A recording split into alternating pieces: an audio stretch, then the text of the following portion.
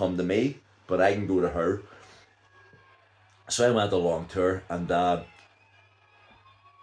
ironically, she was my girlfriend whenever like we were 10. I was 10, she was 9, sort of thing. But here we were all these years later, neighbours and growing up and stuff. And she said, I'm not going to lie to you because you've asked me. I said, if you don't ask me, I'm not going to tell you. But because you've asked me, yes, such and such did this. So the next time the cops came along to me and said, do you know who did it? And I said, I do. And they said, well, who? You know what? And I said, I'm not telling you because I just want it dropped because no good can come out of this. And the police were going, but we're relying on you, you know.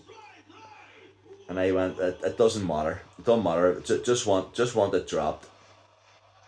And about 2 weeks after that, I got a call then to say that I had to go to court because because they had got the guy. They had got the guy because he had done it again, you know, like 3 weeks later or whatever. And then Gary Close was able to identify him in a lineup, and I didn't have to, but I had to go to court.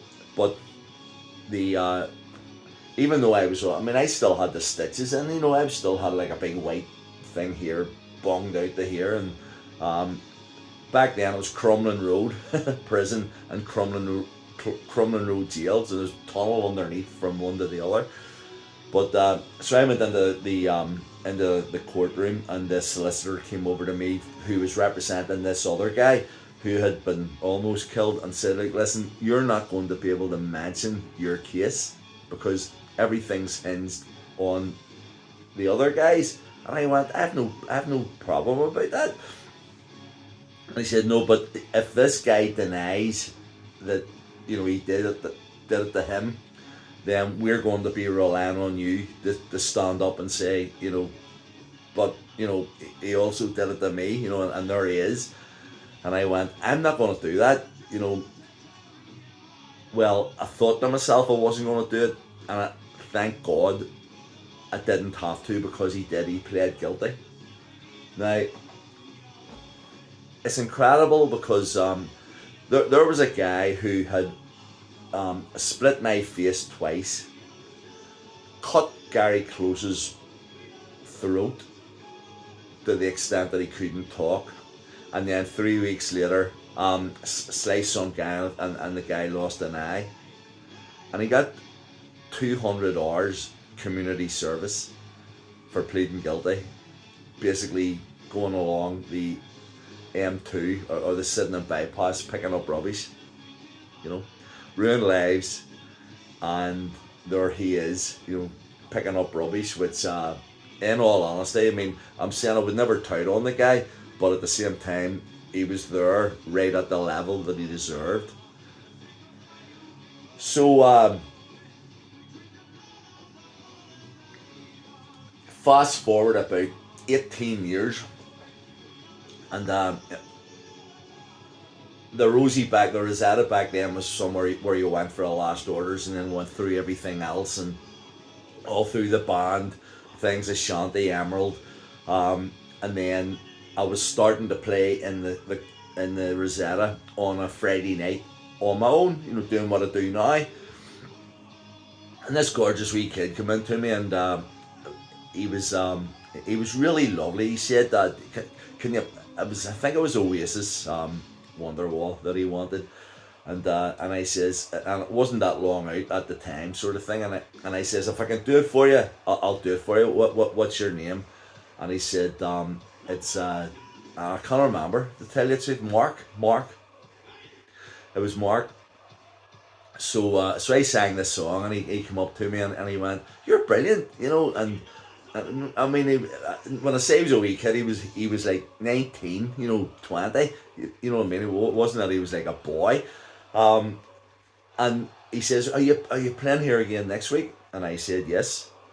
And whenever I went along next week, there he was, and he says, "I've got these couple of songs now for you to play. I want you to play this Coldplay song, and I want you to play this Shed 7 song." And I was going, "Are you going to be here every week? Because seriously, I just want to do." But he was a lovely wee guy, really, really brilliant. And there were a couple of guys that drunk in the bar. Campbell Reed, and he Campbell Reed, a lovely guy who I grew up with in the Craig, and I went over and I says, "I haven't seen that boy, man, young guy in the bar that much. He's like a stranger, but then all of a sudden he's in the bar." He says, "Yeah, it's that's such and such's son," and I recognized the name, of the mother. So I said, "Seriously?" "Yeah."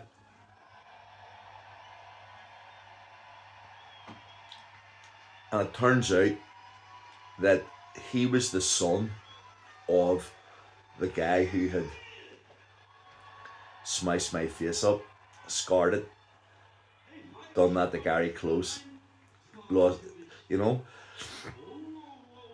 And there was this young man who was a gentleman, absolutely brilliant wee guy who would buy you a drink and ask you, and I'm going, fuck, what did I do here, And then the most surprising thing about it was that I think it was about 2 weeks later, because I said to myself, right, sins of the father, it's got nothing to do with him whatsoever, so it's fine, it's okay.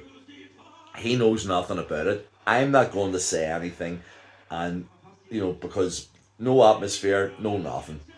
It wasn't his fault.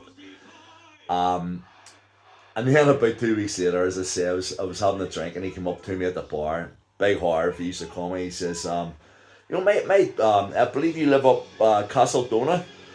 That's just off the Knockjail carriageway. And I said, yeah. He says, how long have you lived there for?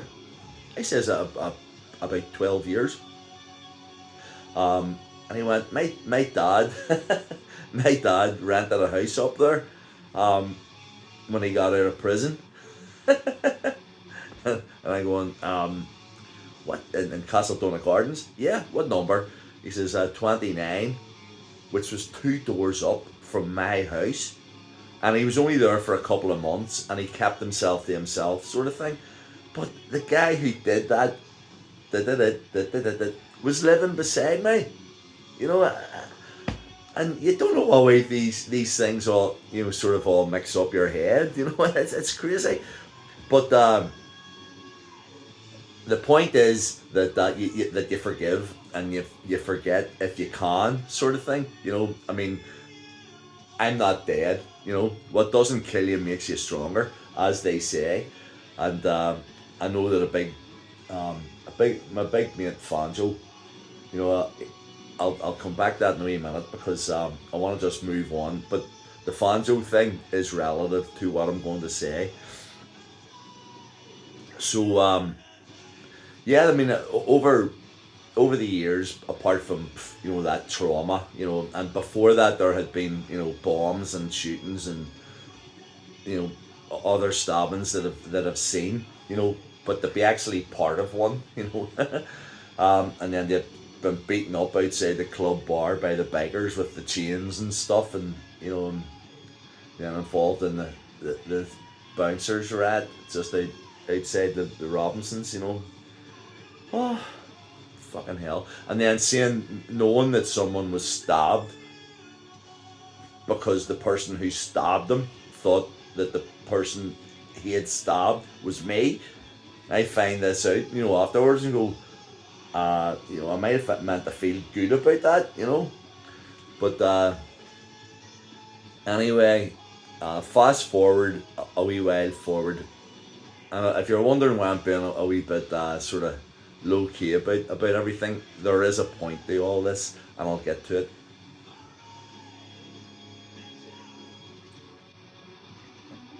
Everybody knows that Margaret